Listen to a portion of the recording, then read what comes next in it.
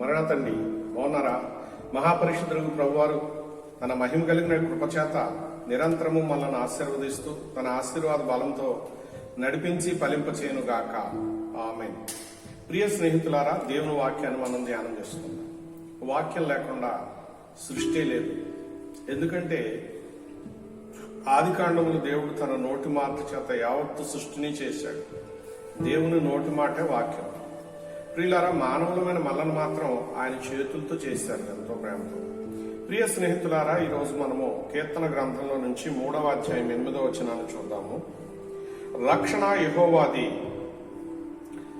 నీ ప్రజల మీదకి నీ ఆశీర్వాదము వచ్చునుగాక అని వ్రాయబడి ఉన్నది. ప్రియ స్నేహితులారా, భూలోకమందు దేవుని పోలికలో సృష్టించినటువంటి మానవులను రక్షించేటటువంటి పని యెహోవాదే. ఆయన దగ్గర నుంచి రక్షణ అనేది వస్తుంది.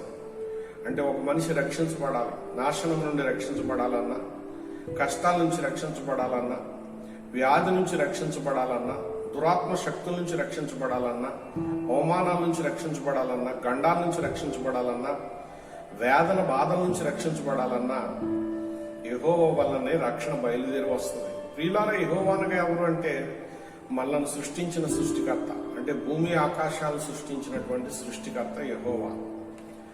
ప్రియమైనటువంటి స్నేహితులారా, దేవుడు యెహోవా మానవాల్ని రక్షించేటటువంటి కర్తవ్యాన్ని కలిగిన వారుగా ఉన్నారు గనుక ఆయన తన ప్రియకుమారుని పంపించి మానవుల కొరకు చేయవలసినటువంటి ఆ మహాయజ్ఞాన్ని చేయించారు. ఆ యజ్ఞంలో ఆయన ఎంతటి సృష్టికర్త అయినా, ఎంతటి శక్తివంతుడైనా, ఎంతటి పరాక్రమవంతుడైనా ఆ యజ్ఞం చేసేటప్పుడు పౌరుషాన్ని చూపించకూడదు, కోపాన్ని రానియకూడదు. ఆయన శాంత స్వభావాన్ని చూపించాలి. శాంతి స్వభావాన్ని చూపిస్తేనే మానవులను రక్షించే యజ్ఞం పూర్తవుద్ది. అలా పూర్తి చేసినటువంటి యజ్ఞ పురుషుడు యేసుక్రీస్తు ప్రభువారు. ఒక పశువు వలె ఆయన వధించబడి మానవాళిని రక్షించడానికి ఎందరూ రెచ్చగొట్టినా ఆయన శాంతం వహించిన వారై ఉన్నారు.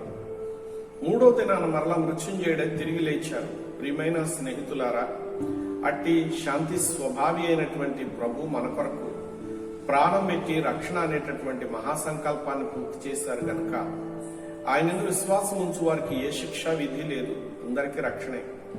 గనుక మన అంతరంగంలో ఉండవలసింది ఆయన పట్ల విశ్వాసము కలిగి ఉన్నాము గనుక విశ్వాసాన్ని క్రియారూపంలో వ్యక్తం చేయవలసిన బాధ్యత మనకుంది. మనలో క్రియలు లేకపోతే విశ్వాసం ఉన్న ప్రయోజనం ఉండదు. ప్రియమైన స్నేహితులారా, నేను ఆయన యందు విశ్వాసం కలిగిన వాడను అనుటకు క్రియలు జరిగించువారుగా ఉండాలి.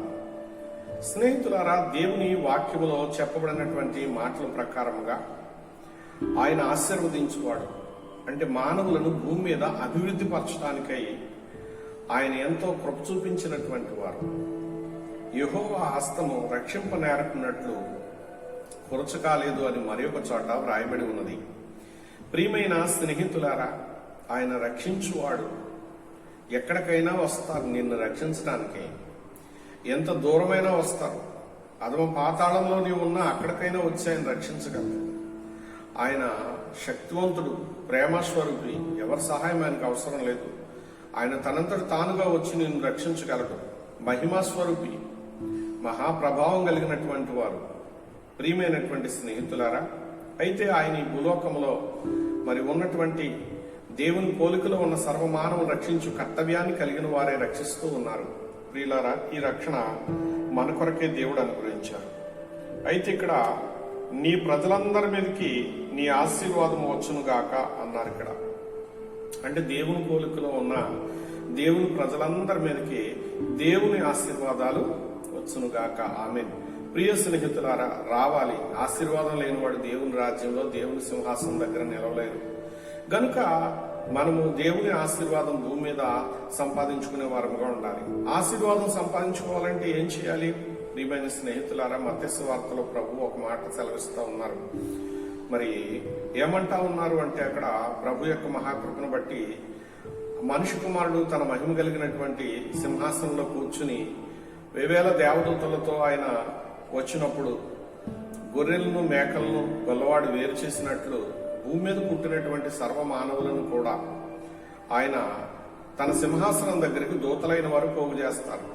అలా పోగు చేయబడినటువంటి వీరిలో గొర్రెలను కుడివైపునకు మేకలను ఎడమవైపునకు పోగు చేసినట్లుగా అక్కడ ఒక సంగతి మనము చూడగలము.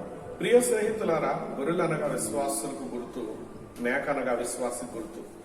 ఇక్కడ విశ్వాసులైనటువంటి వారితో ఆయన చెప్పింది ఏంటంటే, నా తండ్రి వలన మీకు అనుగ్రహించబడినటువంటి రాజ్యాన్ని స్వతంత్రించుకోమన్నారు. విశ్వాసం లేనటువంటి వారినేమో నిత్యాగ్నికి వెళ్ళమని చెప్పారు. ఆ అధ్యాయంలో ప్రియమైన స్నేహితులారా, విశ్వాసం యొక్క విలువ, ఈ విశ్వాసాన్ని బట్టి మనం చేసిన కార్యాల వలన వచ్చిన అద్భుతమైనటువంటి ఫలితము కనబడుద్ది, ఆశీర్వాద ఫలితం కనపడుద్ది. ఆశీర్వాదం వట్టినే రాదు, క్రియ లేకపోతే ఆశీర్వాదం రాదు. అందరం క్రియలు చేసేవారుగా ఉన్నాం. ఆ క్రియలు చేయడానికి, అంటే సత్క్రియలు చేయడానికి, ప్రభును మహిమపరిచే క్రియలు, ప్రయోజనకరమైన క్రియలు చేయడానికి ముందుకు అడిగేద్దాం. ప్రభు కృప సదా తోడేయుడుగాక. ఆమేన్. చిన్న ప్రార్థన చేసుకుందాం. ప్రాణప్రియుడు అయిన యేసుక్రీస్తు ప్రభు, నీకు వందనాలు చెల్లిస్తున్నాను నాయన. నీవు సత్యస్వరూపమైనావు మానవులు రక్షించడానికి. నా ప్రభు, ఈ భూమి మీద మానవులకు కొన్ని పనులు అప్పగిస్తున్నావు, స్తోత్రాలు. అవి వారు చేస్తే ఆశీర్వదిస్తున్నావు. ఆ ఆశీర్వాదాలను బట్టి వారు నా ప్రభు నీ సింహాసనానికి కుడివైపుకి రావాలా ఎడవైపుకి రావాలా అనేది నువ్వు నిర్ణయిస్తున్నావు, స్తోత్రాలు. ప్రభు, ఇదిగో తండ్రి, సత్క్రియలను బట్టి ప్రభు ఇదిగో కుడివైపుకి వచ్చి ప్రతి ఒక్కరిని కూడా నా ప్రభు నిత్య రాజ్యానికి వారసులుగా చేశావు ప్రభు, స్తోత్రం. నా పేట వచ్చిన దాసుడు చన్నీళ్ళు ఇచ్చిన దాని ఫలం నిశ్చయముగా పొందుదు అని ప్రభు ఇలాగ ఎన్నో సంగతులు అక్కడ తెలియపరిచావు ప్రభు. ఇట్టి సత్క్రియలు చేస్తూ భూమి మీద నీ బిడ్డలు ఫలించేటట్లు కృప చూపమని సర్వోన్నతుడిగా యేసు వారికి అప్పగిస్తున్నాను పరమ తండ్రి. ఆమె పరమదేవుని కృప సమాధానం మనందరికీ తోడేందుగాక. ఆమె. మరణ తండ్రి.